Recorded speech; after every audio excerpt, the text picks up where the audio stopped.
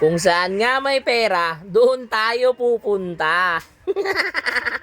Tara, samahan nyo ako. Punta tayo ng Tagaytay kasi nandoon yung pera. Hindi, mag-home service tayo doon sa Tagaytay. Gagawin natin doon, Isuzu Sportivo. Okay, tara, let's go. Biyahe na tayo. Yun, touchdown tayo mga kadiskarte. Dito tayo ngayon sa Tagaytay. Home service tayo Tagaytay mga bossing. Tagaytay lang naman. Yan.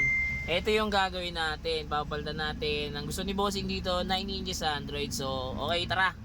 Umpisahan na natin at napakalamig dito. Sobra boss. Ang lamig. Ano? Touchdown tayo mga bossing. Yan ha. Papalitan na natin yan. Okay, napakalamig dito sa Tagaytay. So, tara, umpisahan na natin para makauwi tayo maaga at mamaya may trabaho pa tayo sa may Taytay.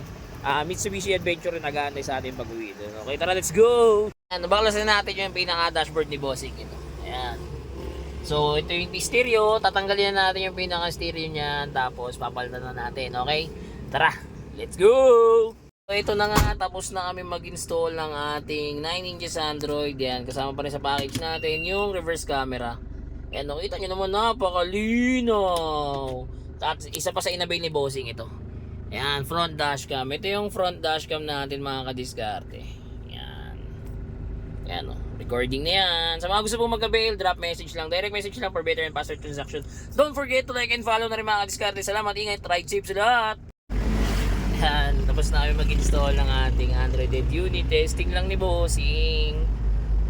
Yan o. Asan nga ulit tayo? Tagaytay lang naman.